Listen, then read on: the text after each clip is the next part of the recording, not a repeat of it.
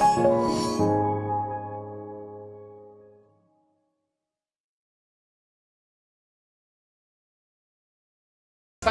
जब तक दुनिया में होता है ना, मतलब जिंदगी में होता है, तब तक ही लाइफ रहता है भाई। संघर्ष खत्म तो जीवन भी खत्म हो जाता है।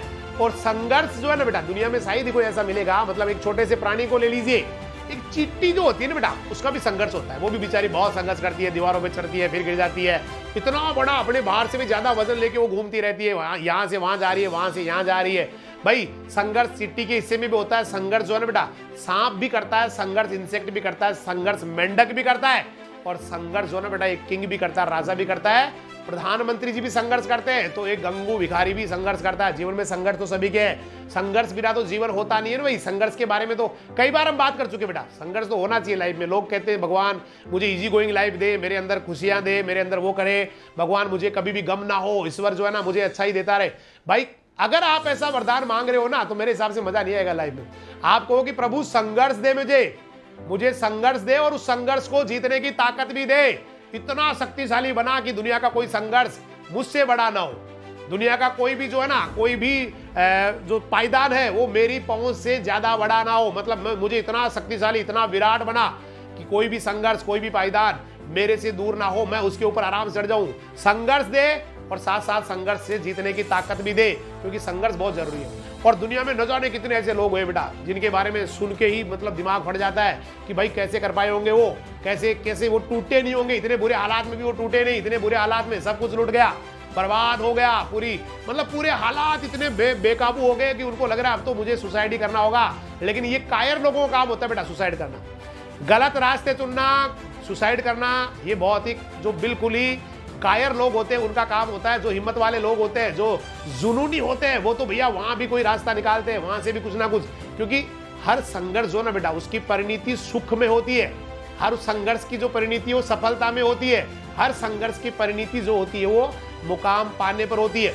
और आज मैं पढ़ रहा था, कहीं सुन रहा था, उसमें ये था कि ऐसे बुरे हालात आ जाते हैं इंसान के सामने, बहुत ही बुरे हालात आ जाते हैं कि उसको लगता है कोई रास्ता ही नहीं बचा।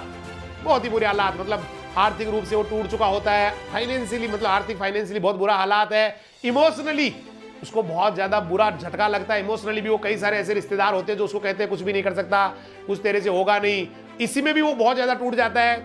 और काफी जो सामाजिक प्रतिष्ठा है वो भी धूल में मिल जाती है। लोग तरह तरह की बातें करने लग जाते हैं, भाई पता नहीं क्या करेगा, ये तो ऐसा है, ये तो वैसा है, क्योंकि लोगों का काम तो आपको पता है करना ही है।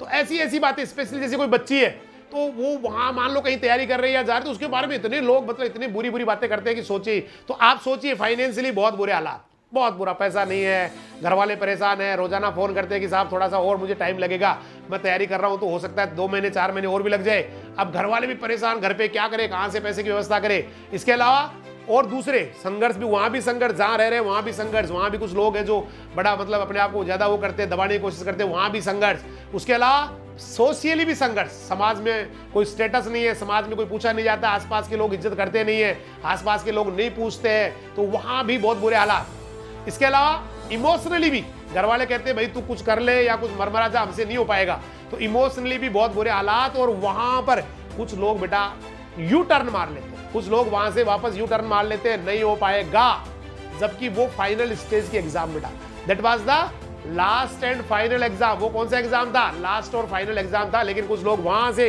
बिल्कुल ही फाइनल स्टेज पे आने के बाद भी यू टर्न मार लेते हैं, नहीं हो पाएगा, और वापस अपने रास्ते पे अपने घर आ जाते हैं, या अपने सब कुछ छोड़ के कोई दूसरा काम ये कर लेते हैं या वो कर लेते हैं, या कोई छोटा मोटा ही देख लेते हैं। कुछ लोग यू टर्न मार लेते हैं, और कुछ लोग इतने बुरे हालात में भी एक डिसीजन लेते हैं कि जो होगा सो हो जाएगा, अब तो मैं आगे ही बढ़ने वाला हूं, अब तो पीछे नहीं आने वाला, यू टर्न लेना मेरे स्वभाव में नहीं है, भूख के मर जाऊंगा, दिन भर खड़ा रह जाऊंगा, दिन भर जो है ना कुछ भी कर लूंगा, लेकिन वापस तो नहीं लौटने वाला। सुबह सुबह अखबार बांट लूंगा, कोई छोटा मोटा काम जो है ना बीच में घंटे 2 घंटे कर लूंगा, लेकिन यू टर्न तो नहीं लेने वाला।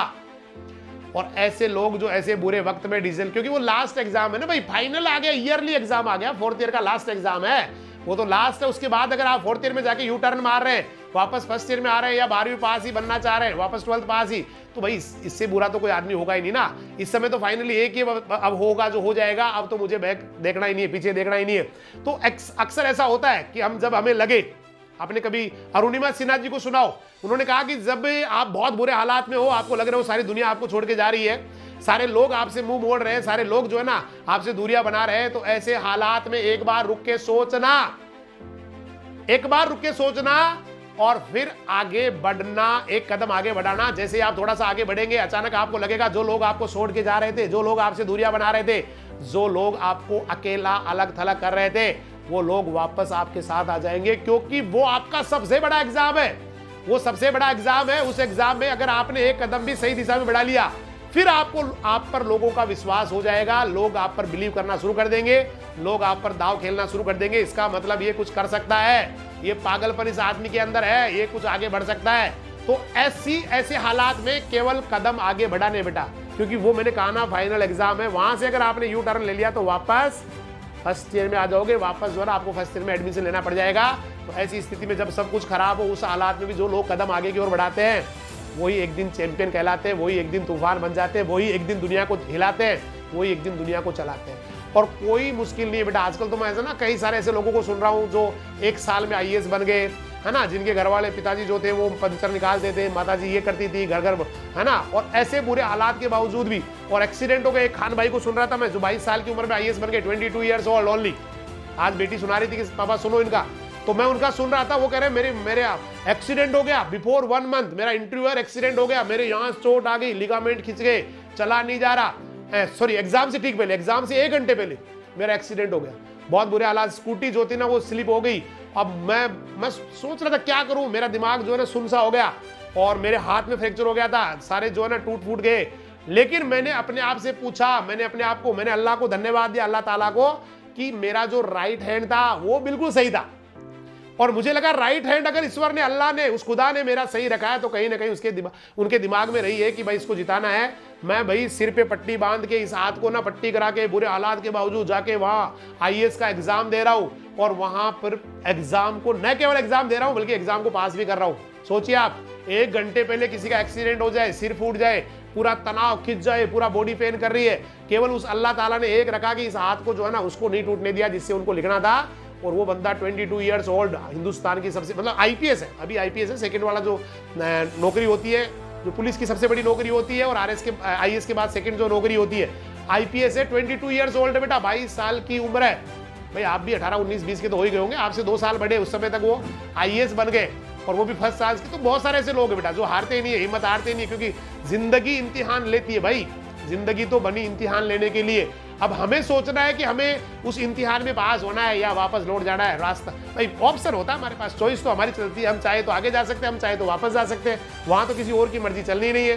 तो थोड़ा सा जो आदमी धैर्य रखे कि नहीं मुझे करना ही है। बहुत बार मैंने तेंदुलकर के बारे में आपको बताया था कि 1989 में पाकिस्तान का बताया था आपको, शायद याद हो, तो उन्होंने सिर्फ एक लाइन बोली थी, मैं खेलेगा, और मैं खेलेगा। उस दिन स्टार वाज बॉर्न, उस दिन ही जो है ना स्टार बॉर्न हो गया था। उन्होंने हिम्मत नहीं आ रही, खेलेगा भाई।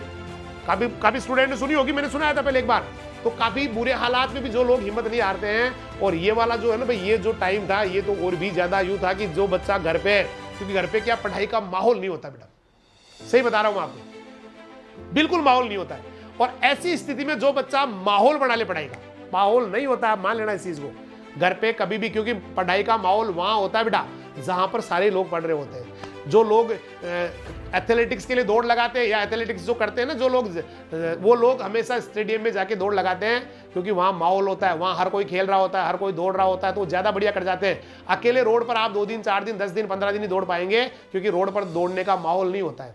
तो इसलिए जहां पढ़ाई का हॉस्टल्स वगैरह है या स्कूल चल रहा है, तो उस समय बड़ा माहौल होता है। उस समय माहौल, भाई हॉस्टल में रह रहे तो भी माहौल है, और उस समय अगर क्लास से आप घर जा रहे हैं तो भी माहौल है, क्योंकि दिन भर आपको पढ़ा के उसके बाद में ये करना है, वो करना है, कल ये करेंगे, वो करेंगे। तो इतने बुरे हालात में भी जो अपने आप को सही दिशा में बढ़ा रहा है, आगे सही दिशा में जा रहा है, भाई उसका तो चैंपियन बनना तय है दादा, उसका तो चैंपियन बनना तय है। जिसने इस समय में भी, इस बुरे हालात में भी इतना गजब का माहौल बना दिया है, जब है नहीं किसी भी तरह से, कहीं से भी, किसी भी एंगल से लग नहीं रहा कि पढ़ाई का माहौल है। क्योंकि घर पे ना कई बातें होती है भाई, वो हम थोड़ा पढ़ना शुरू करते हैं, अचानक वो बात याद आ जाती है, इतने में जो है ना बुआ जी का बच्चा आ जाता है, इतने में भतीजा आता है, इतने में भतीजी आ जाती है, इतने में वो आ जाता है, और ऐसे करते करते करते फिर धीरे धीरे हम कल पढ़ लेंगे, आज पढ़ लेंगे, ऐसे माहौल होते होते होते समय निकलता जाता है। और ये जो मैं बात बता रहा हूँ ना, ये काफी सारे बच्चों पर बिल्कुल हूबहू खरी उतर रही है। वो सोचते हैं मैं कर लूंगा, ऐसे करते करते एग्जाम आ गया भाई, एग्जाम आ गया, 23 हो चुका आज, 23 थर्ड हो गया, 23 है ना, 23 हो गया, और उसके बाद में 7th को बेटा 7th को ICR का एग्जाम है, मतलब 6 दिन वो है और 6-7 दिन ये बचे, 13 दिन, 10-12-13 दिन और रहे। केवल हम ये करते रहे, मैं पढ़ लूंगा, मैं देख लूंगा, मैं पढ़ लूंगा, मैं देख लूंगा, ऐसे ही करते रहे। लेकिन कुछ बच्चों ने ईमानदारी से बहुत मेहनत की। बहुत सारे बच्चे हैं आप में से जिनका मैं, अब मुझे लग रहा है यहाँ नाम नहीं लेना चाहिए क्योंकि बाकी बच्चे हो सकता है उससे गलत समझ जाएंगे। काफी सारे बच्चे हैं जो रेगुलरिटी है, उनका पढ़ने का रेगुलरिटी है, टेस्ट देने का रेगुलरिटी है ना, उन्होंने माहौल क्रिएट किया घर पे, उन्होंने अपने आप को बार बार मोटिवेट किया कि नहीं ये तो बुरा वक्त है, गुजर जाएगा, लेकिन इस बुरे वक्त में भी आप अगर हिम्मत नहीं हारेंगे तो सफलता आपको जो है ना जरूर मिलेगी, आप सक्सेस हो जाएंगे।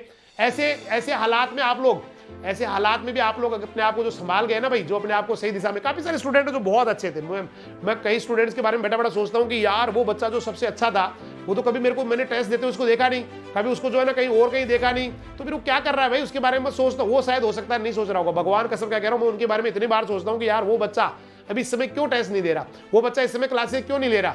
अब हो सकता है या तो कोई बहुत ज्यादा वो पढ़ रहे होंगे, ज्यादा उनको बढ़िया माहौल मिल गया होगा।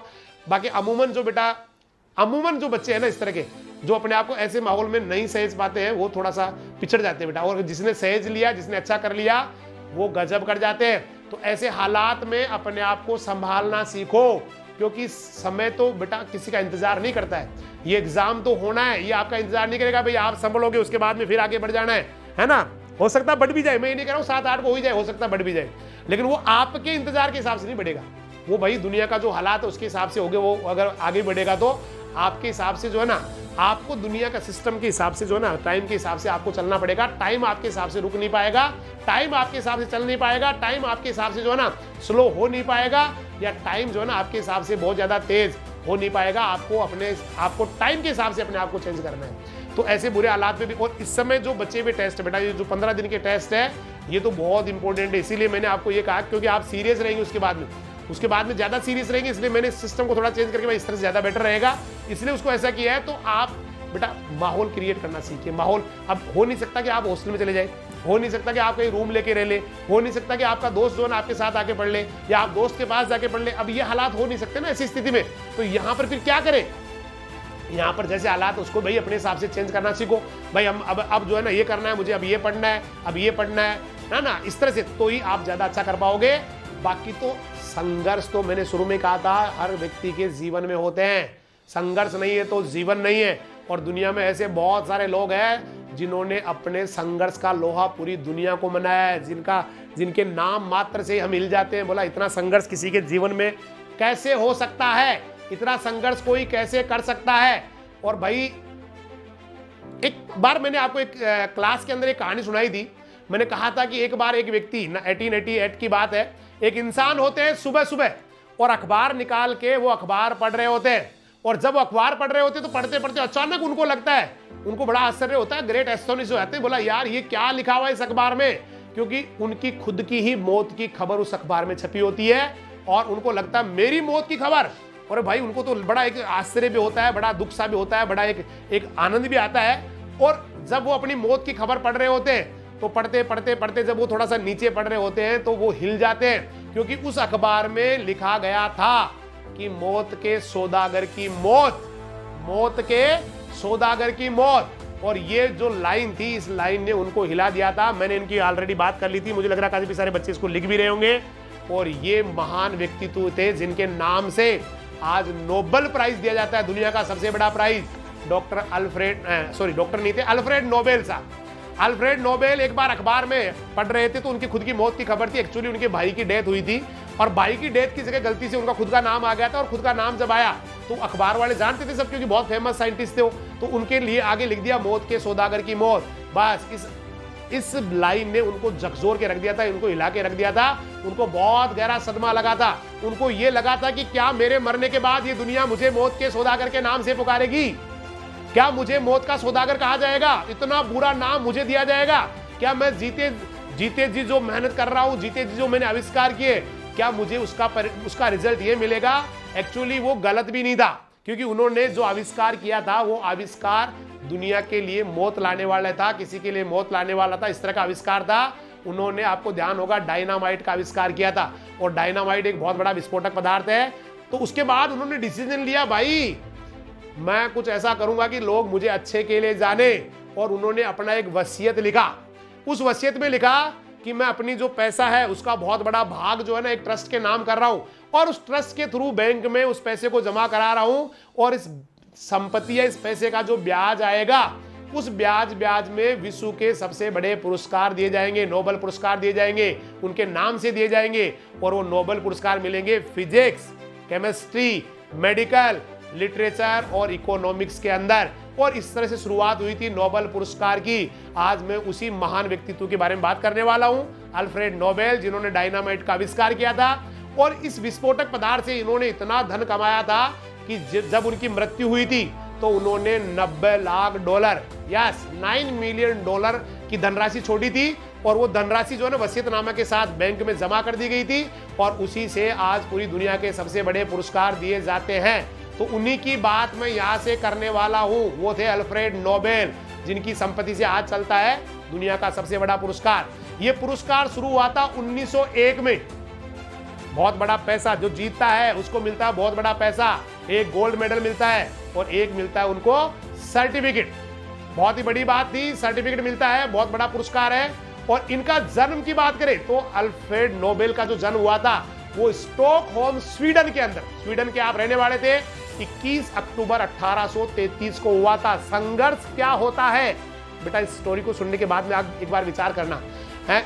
स्टॉकहोम स्वीडन में 21 अक्टूबर 1833 में आपका जन्म हुआ और जन्म हुआ था एक गरीब किसान परिवार में। आपके फादर थे एमानुएल नोबेल, लेकिन वो सेना में एक इंजीनियरिंग के पद पे थे और इंजीनियरिंग का प्रभाव इनके फादर की वजह से इनके ऊपर आया था। इन्होंने अपने पिता एमानुएल से सीखे थे इंजीनियरिंग के मूल थ्योरीज को, मूल सिद्धांतों को, और पिता की वजह से इनको इंजीनियरिंग में बहुत दिलचस्पी थी। इनको है ना अभियांत्रिकी बहुत मस्त लगती थी। वो इंजीनियरिंग संबंधी रिसर्च में बहुत दिलचस्पी रखते थे। और दो इनके बड़े भाई थे रॉबर्ट और लुडविग, इन्होंने भी इनके साथ साथ ही घर से इनकी सभी बच्चों की साथ साथ ही शिक्षा घर से हुई थी। 1842 में, ध्यान दीजिएगा बेटा, 1842 में अल्फ्रेड नोबेल का परिवार स्टॉकहोम जो स्वीडन में, वहां से आ गया था पिट्सबर्ग और ये भी पिता के साथ ही आ गए थे। और ये धीरे धीरे जो है ना टाइम के साथ ये बहुत बड़े केमिस्ट बन गए थे बेटा, रसायन वैज्ञानिक बन गए थे। 16 साल की उम्र में, गौर कीजिएगा बेटा, when he was 16 years old, इनको अंग्रेजी आने लग गई थी, फ्रेंच आती थी, जर्मनी आती थी, रशियन भाषा आती थी और स्वीडिश भाषा मस्त बोलते थे। अंग्रेजी, फ्रेंच, जर्मनी, है ना, रशियन और स्वीडिश शानदार बोलते थे। 16 साल की उम्र में जबरदस्त तरीके से अंग्रेजी, फ्रेंच, जर्मनी, रूसी और स्वीडिश भाषा ये बोल लेते थे। बहुत बड़ी बात थी। 1850 के आसपास ये वहां से भी रूस को छोड़ दिया इन्होंने और 1 साल तक इन्होंने पेरिस में चले गए, फ्रांस में जाके केमिस्ट्री का स्टडी किया। 4 साल तक इन्होंने निरीक्षण करके अमेरिका में इसका स्टडी फिर से किया और पढ़ाई के दौरान ये फैक्ट्री में, मजबूरी हो गई थी तो पिता के साथ साथ फैक्ट्री में काम करने लग गए थे बेटा। पिता जहां फैक्ट्री चलाते वही फादर के साथ हाथ बटाते थे, वही रहते थे पिता के साथ ही। और 1859 का वो साल भी आया जब इनकी फैक्ट्री को दिवालिया घोषित कर दिया गया। सब कुछ बर्बाद, खत्म, पूरी फैक्ट्री दिवालिया हो गई। इनके पिता जो थे ना वो वहां से निकल के वापस स्वीडन आ गए और ये भी पिता के साथ साथ ही वापस स्वीडन आ गए, जहां जन्म हुआ था वहीं आ गए। और यहां पर नोबेल ने विस्फोटक के ऊपर अपना प्रयोग शुरू कर दिया कि मैं कोई ना कोई जो है ना ब्लास्ट करने वाली चीज बनाऊंगा, विस्फोट करने वाली चीज बनाऊंगा। और यहां पर एक हेरेनबर्ग नाम का, स्टॉकहोम जो जगह है वहां से हेरेनबर्ग एक जगह थी, वहां पिता ने और बेटे ने दोनों मिलके विस्फोटकों के ऊपर अपना रिसर्च शुरू कर दिया। और वहां पर इन्होंने बनाई एक छोटी सी वर्कशॉप जहां पर वो डेली रिसर्च करते कैसे बनेंगे ब्लास्ट, कैसे होगा ब्लास्ट। और इन दोनों ने, बेटे और बाप ने मिलके नाइट्रोग्लिसरीन एक विस्फोटक बना डाला था। नाइट्रोग्लिसरीन ये लोग बनाने लग गए थे और बस यहीं से आप सोचिए कोई आदमी विस्फोटक बना रहा है, कितने दिन वो गवर्नमेंट से बचेगा। इनकी भी हालत यही थी, है ना भाई। और बहुत दुर्भाग्य, मतलब इनका बहुत ही बुरा जो है ना स्थिति रही कि यहां पर जो बना रहे थे ना, तो बनाते बनाते बेटा इनकी वर्कशॉप में एक विस्फोट हो गया। बहुत खतरनाक विस्फोट हुआ और उस विस्फोट में काफी सारे लोग जो है ना दुनिया से चले गए थे, मतलब बहुत ही बुरे हालात थे। फादर जो है ना वो भी मतलब चले गए थे दुनिया से, उनको पैरालिसिस हो गया था, दुनिया चले गए थे, अकेले हो गए थे, है ना। फैक्ट्री लगाई लेकिन फैक्ट्री में क्या हो गया था, वहां पर विस्फोट हो गया था और इस विस्फोट में कई सारे लोग मर गए थे, कई सारे लोग चले गए थे। लेकिन यहाँ भी ये लोग हिम्मत नहीं हारते। इन्होंने, हाँ बहुत बुरा हाल था, मतलब 3-4 लोग चले गए और भी एक परिवार से चले गए बहुत ही बुरी स्थिति में। लेकिन इन्होंने कहा नहीं कोई बात नहीं, मुझे अपना काम जारी रखना। आप सोचिए परिवार का एक सदस्य जा रहा है, 3-4 लोग और जा रहे, इतना बड़ा विस्फोट हो गया, है ना। एक पनामा का जहाज था वो भी विस्फोट में नष्ट हो गया, है ना। कई सारे विस्फोट इनकी जो बाकी जो थे ना इनका जो नाइट्रोग्लिसरीन, उनसे भी कई सारे विस्फोट सैन फ्रांसिस्को में, न्यूयॉर्क में, ऑस्ट्रेलिया में जगह जगह हो गए थे। और आखिरकार जो गवर्नमेंट थी बेल्जियम की, फ्रांस की, इन्होंने प्रतिबंध लगा दिया नाइट्रोग्लिसरीन बनाने पर ही कि भाई नहीं बना सकते। और स्वीडन में भी, ब्रिटेन में भी सब ने नाइट्रोग्लिसरीन पे पाबंदी लगा दी कि भाई ये अच्छी चीज नहीं है, इससे बार बार विस्फोट हो रहे हैं, इसको काम में नहीं लेना है। इतनी परेशानियां, सोचिए सरकार के सामने आदमी क्या कर सकता है इतने बुरे हालात के बावजूद। 1866 में फिर एक डिब्बे में रिसाव हो गया, भाई एक डिब्बा था वो रिस्क के चला गया, लेकिन डिब्बा जब रिस्के गया तो वहां पर एक मिट्टी थी किसलगूर नाम की, किसलगूर वहां की जो मिट्टी थी ना उसके अंदर वो चला गया। लेकिन जब वो मिट्टी में जब वो अवशोषित हो गया नाइट्रोग्लिसरीन, तो एक बड़ी तगड़ी चीज उनको मिल गई थी। जब वो मिट्टी में चला गया था ना, तो जब उन्होंने मिट्टी समेत उसको वापस उठाया तो अब उसके अंदर विस्फोट नहीं हो रहा था, झटका लगने पर भी विस्फोट नहीं हो रहा था। मतलब इनको एक नई चीज मिल गई थी। इसका मतलब कोई चीज ऐसी भी हो सकती है जिसके द्वारा इसके विस्फोट को रोका जा सकता है, और ऐसी मिट्टी इनको मिल गई थी। मतलब इनको समझ में आ गया था नाइट्रोग्लिसरीन को अब हैंडल कैसे करना है, कैसे इसको विस्फोट से बचाना है, वो मिट्टी उनको मिल गई थी। और यहां से थोड़ा सा इनका चेंज हो गया, बस उन्होंने फिर तगड़ी तकनीकी विकास की कि भाई हम इसको मिट्टी, इसका जो विस्फोट है वो कम कर सकते हैं या इसको विस्फोट होने से बचा सकते हैं। और इन्होंने उस विस्फोटक की शक्ति उस मिट्टी से, उस टेक्निक से, उस विधि से 25% तक कम कर दी थी।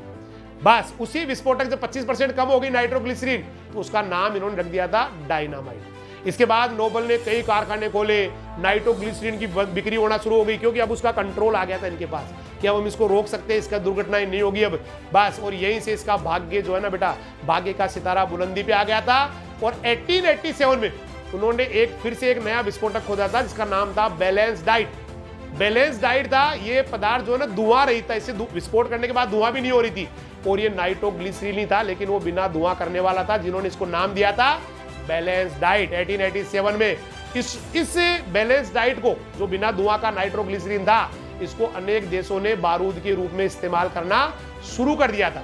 इसके जीवन में न जाने कितने विस्फोटक पदार्थ इन्होंने बनाए, और 100 से ज्यादा पेटेंट इन्होंने ले लिए थे। पेटेंट जानते होंगे, मतलब कानूनी अधिकार उनके ऊपर ले लिया था, और इनके नाम की पूरी दुनिया में धूम मच गई थी। लेकिन 10 दिसंबर 1896 में इनकी मृत्यु हो गई थी। और जब मृत्यु हुई थी उस समय इन्होंने 9 मिलियन $90 लाख की धनराशि छोड़ी थी, जिसके नाम से ही नोबेल पुरस्कार दिया जाता है। और आज दुनिया में शायद ही कोई ऐसा होगा जो नोबेल पुरस्कार को नहीं जानता, शायद ही कोई मिलेगा बेटा। आज ऐसा कोई मिलेगा ही नहीं जो नोबेल पुरस्कार को नहीं जानता। हर व्यक्ति नोबेल पुरस्कार को जानता है, और आज उनका नाम अच्छे के लिए जाना जाता है। और न जाने कितने लोग जो है ना, इसका लगभग 500 आदमी करीब 600-700 करीब अब तक नोबेल प्राइज मिल चुका है, जिसमें बहुत सारा पैसा मिलता है, गोल्ड मेडल मिलता है इसके अलावा। तो ये जो है ना संघर्ष की दास्तां है कि आदमी कितना पागल हो जाता है किसी काम को लेके, और वो भी विस्फोटक पदार्थ। सोचिए, एक आदमी जिसके यहाँ विस्फोट हो रहा है, परिवार में से डेथ हो गई है, लोग मर रहे हैं, वहां भी विस्फोट हो गया, उस दूसरी फैक्ट्री में भी हो गया, वहां पर भी हो गया, बावजूद इसके भी वो आदमी हारता नहीं। कितना पागलपन, कितना सनकीपन है अपने काम के प्रति, बस कुछ दिखता ही नहीं उसके अलावा। और बेटा आज उनको पूरी दुनिया जो है ना बड़ी इज्जत से नाम लेती है। तो भाई फर्क नहीं पड़ता कि आप कैसे जन्मे हैं, किस तरह से हैं, किसान परिवार में जन्म रहे हैं, उसके बाद बुरे हालात भी देख रहे हैं, दिवालिया हो रही है, पूरी की पूरी कंपनी जो है ना वो दिवालिया हो रही है। काफी सारा संघर्ष, भाई बहुत बड़ा संघर्ष होता है, ये छोटा संघर्ष नहीं है। इसके बावजूद भी कोई आदमी अपना पागलपन बनाए रखे, अपने जुनून को बनाए रखे, ऐसे लोगों को ही दुनिया सैल्यूट करती है। बाकी तो बहुत सारे लोग आप जैसे मेरे जैसे इस दुनिया में आते हैं बेटा, आते हैं जाते हैं, कोई नहीं पूछता है, खूब आते हैं बेटा। ये तो रेला है, ये तो रेला है, यहाँ तो आएंगे लोग फिर चले जाएंगे, आएंगे लोग फिर चले जाएंगे। लेकिन कुछ लोग बेटा पागलपन के लिए, अपने पागलपन के लिए, सन की साइंटिस्ट कहते थे लोग इनको, सन की साइंटिस्ट, पागल साइंटिस्ट, बोला पागल है, सबको मारेगा, खुद भी मरेगा, सबको मारेगा। लेकिन इनको पता था एक दिन कुछ अच्छा करूंगा, और एक दिन इन्होंने इतना गजब कर दिया, सब कुछ मिल गया बेटा। जब आदमी ढूंढना शुरू करता है सब कुछ मिलता है। जो नाइट्रोग्लिसरीन बार बार फट रही थी उसको ढूंढने के लिए अचानक उसकी खोज होगी, नीचे गिर जाती है, रिसाव हो जाता है, वहां से मिट्टी मिल जाती है, तो सब कुछ मिलता है बेटा। सारे रास्ते मिलते हैं। जो जिंदगी में कुछ करना चाहते हैं, जो नहीं करना चाहते, वो तो हमेशा उनको एक्सक्यूज मिलते हैं, बहाने मिलते हैं। ये नहीं हुआ, नहीं तो पता नहीं मैं ये कर लेता, ये नहीं मिला, नहीं तो ये हो जाता। तो भाई जिंदगी एक्सक्यूज का नाम नहीं है, बहानों का नाम नहीं है। जिंदगी जिंदा दिली का नाम है, जिंदगी कुछ कर गुजरने का नाम है, जिंदगी आगे बढ़ने का नाम है, जिंदगी पागलपन का नाम है। अपने काम को लेके जो लोग पागल हो जाते, पागल साइंटिस्ट कहते, शादी नहीं की, कभी शादी नहीं की, एकांत इनको पसंद था, अकेले रहा करते थे, है ना। पता नहीं कैसे ये अजीब सी इनकी स्थिति थी, लोग इनको कहते पागल है, ये वैज्ञानिक पागल है। और उसी पागल वैज्ञानिक ने पूरी दुनिया को हिला के रख दिया, पूरी दुनिया हिला दिया, वैसे भी हिला दिया भाई। विस्फोट करेंगे तो भी हिल जाएंगे, और नोबेल पुरस्कार का नाम करेगी तो भी दुनिया हिल जाएगी, क्योंकि नोबेल पुरस्कार दुनिया का सबसे बड़ा पुरस्कार है। इसलिए आदमी चाहे जैसा कर सकता है भाई, कैसे जन्म हुआ है, किस हालात में जन्म हुआ है, उसकी कैसी एजुकेशन हुई है, कैसा, वो ज़्यादा इंपॉर्टेंट नहीं बेटा। इंपॉर्टेंट है, ऐसे बहुत सारे लोग हैं जो एजुकेशन जिन्होंने नहीं ली, ऐसे भी बहुत सारे लोग हैं। थॉमस अल्वा एडिसन 4 साल की उम्र में केवल 4 महीने स्कूल गए थे, जिंदगी में गए ही नहीं। उसके बाद भी आज तक दुनिया के जितने पेटेंट हुए हैं, जितने साइंटिस्ट ने रिसर्च जो खोज की है, वहाँ पर थॉमस अल्वा एडिसन को बड़ी इज्जत के साथ उनका नाम लिया जाता है। बहुत बड़े लोगों में उनका नाम शुमार है। तो जरूरी नहीं बेटा ये ज़्यादा, मतलब आपका यहाँ पर क्या चल रहा है भाई, यहाँ पर क्या चल रहा है वो ज़्यादा इंपॉर्टेंट है। यहाँ पर क्या चल रहा है, यहाँ इस जगह जो चल रहा है ना, एक दिन आप वही करने वाले हैं, वही बनने वाले हैं, वही आगे आपके साथ होने वाला है। तो आप लगे रहिए बेटा पूरी ताकत से। ये जो 15 दिन है बहुत इंपॉर्टेंट है, पूरी ताकत लगा दीजिए बेटा, क्योंकि इसके बाद सारी जिंदगी में आपको ताकत लगानी ही नहीं पड़ेगी। मेरी लाइन को दोबारा सुनना, इन 15 दिन में अपनी पूरी एनर्जी लगा दीजिए। 13 दिन 15 दिन जो भी है, पूरी एनर्जी झोंक दीजिए बेटा, पूरी एनर्जी, क्योंकि जिंदगी में शायद फिर कभी आपको एनर्जी लगानी नहीं पड़ेगी, कभी ताकत लगानी नहीं पड़ेगी। इसलिए पूरी ताकत जो भी बची हुई है ना, पूरा 100% कर दीजिए इस बार बेटा। 99 नहीं, पूरा 100 इस बार पूरा का पूरा एक ही जगह फोकस कर दीजिए। करना है, मुझे जबरदस्त करना है। और ये लोग लगे हुए मुझे सफल करने के लिए। कभी आपको लगता नहीं कि है, कई सारे बच्चे तो ऐसे भी होंगे जो मेरे से मिले भी नहीं होंगे बेटा, जो कभी हमसे मिले भी नहीं होंगे, जिन्होंने देखा भी नहीं होगा। कभी आपको ये नहीं लगता कि ये लोग हमारे ऊपर बिलीव कर रहे हैं यार, जो हमें जानते भी नहीं है। और एक मैं अपने आप को जानता हूं, अपने आप को जो है ना अच्छी तरह पहचानता हूं, लेकिन मुझे खुद पर विश्वास नहीं है। बहुत बार आपको ऐसा नहीं लगता है कि अगर नहीं लगता है तो इसका मतलब आपके अंदर से आत्मा मर चुकी है बेटा। इसका मतलब आप कुछ करना नहीं चाहते, आपका जो है ना अंदर की जो आग बुझी पड़ी है। कभी सोचना कि मैंने कभी इन सर को जो है ना बाई फेस आमने सामने नहीं देखा, केवल एक मोबाइल पे या स्क्रीन पे देख रहा हूँ, लैपटॉप पे देख रहा हूँ, और ये लोग हमारे लिए इतना क्वेश्चन ये करना, भाई आप बिलीव नहीं करेंगे। सच्ची बता रहा हूँ, सुबह 3:30 से लेके बेटा रात को 11 बजे तक दिमाग में यही चलता है, कल क्या बेस्ट करना है, कल क्या करना है, कौन से जो है ना किस तरह से क्वेश्चन लाने हैं, कल क्या पढ़ाना है, कैसे पढ़ाना है, और बच्चों से कैसे बेस्ट करवाना है। तो एक अननोन पर्सन बेटा आपके ऊपर इतने बिलीव कर रहे हैं, अननोन, जो आप जिनको हो सकता है केवल यूं जानते हो कि भाई सर है। काफी सारे हो सकता है बच्चे पढ़े हुए होंगे, लेकिन काफी सारे ऐसे भी है जो पढ़े नहीं, कभी पढ़े नहीं, केवल उन्होंने सिर्फ स्क्रीन पे देख रहे हो, अपने मोबाइल पे देख रहे हैं। तो उनको नहीं लगता कि यार हमारे ऊपर कितना बिलीव करते हैं, कितना प्यार से हमें कहते हैं अच्छा करेगा, जबरदस्त करेगा, तगड़ा करेगा। और बावजूद अगर हम इन लोगों की या हमारे घर वालों की या अपने गुरुजनों की बातों पे अगर खरे नहीं उतर पा रहे, तो क्या मुंह दिखाएंगे अपने आने वाली पीढ़ी को, क्या मुंह दिखाएंगे अपने घर वालों को, क्या करेंगे।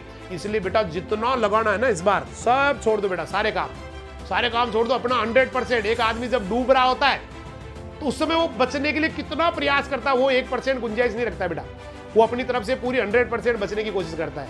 एक आदमी जब जिसके पीछे जो है ना शेर लग जाए और वो दौड़ रहा होता है और उसको लगता है कि मैं बेहतरीन कर सकता हूँ, बच सकता हूँ शायद दौड़ के, शायद हो सकता है सामने जो है ना मैं गेट को क्रॉस कर जाऊंगा, और फिर वो दौड़ता है अपनी स्पीड से 100% वाली, और वो आराम से, मतलब वो वाली स्टेज अपनी ला दीजिए। आप अपने आप को ये मानिए कि मैं ऐसी स्थिति में हूँ कि अगर इस समय मैं अपने आप को नहीं संभाल पाया, या इस समय मैंने अपना पूरा 100% नहीं लगाया, तो शायद हो सकता है कि मैं जो है ना मतलब शहीद ही हो जाऊं, हो सकता है मैं ढेर ही हो जाऊं। ढेर होने का मतलब यहाँ मतलब मरने से नहीं बेटा, ढेर होने का मतलब है फिर आपको जिंदगी में शायद एक तो आप अपने आप से विश्वास आपका उठ जाएगा कि मैं शायद अच्छा नहीं कर सकता, क्योंकि कॉन्फिडेंस बहुत इंपॉर्टेंट है। ये विश्वास है ना अपने आप पे, ये नहीं टूटना चाहिए साला। ये चाहे दुनिया सब टूट जाए, सबको सारे रिश्ते, लेकिन अपने आप से विश्वास नहीं टूटना चाहिए। तो एक तो भले ही चाहे आप आगे कुछ भी करना, लेकिन एक बार इसको अगर आपने जबरदस्त तरीके से फाइट कर लिया ना बेटा, तो इतना कॉन्फिडेंस आ जाएगा कि आपको जहां भी जो भी कंपटीशन जो भी करोगे लाइफ में, यूं लगेगा कुछ नहीं, मैं सब कुछ कर सकता हूं। इसलिए अपना कॉन्फिडेंस बढ़ाने के लिए, जिंदगी बेहतर बनाने के लिए, और अपने गुरुजनों के लिए, अपने आने वाली पीढ़ी के लिए, अपने माता पिता के लिए, अपनी रिश्तेदारों के लिए, आपके वेल विशर्स के लिए, दोस्तों के लिए, इससे बढ़िया जिंदगी में अच्छा करने का मौका नहीं आएगा। इसलिए पूरी ताकत 100% सुपर करके एक बार बेटा, पूरी ताकत एक बार, पूरा कॉन्सेंट्रेट एक जगह करके बेहतरीन कर जाओ, ताकि जिंदगी में दोबारा पीछे मुड़ना ही नहीं पड़े, जिंदगी में जो है ना करने की ज्यादा जरूरत ही नहीं पड़े।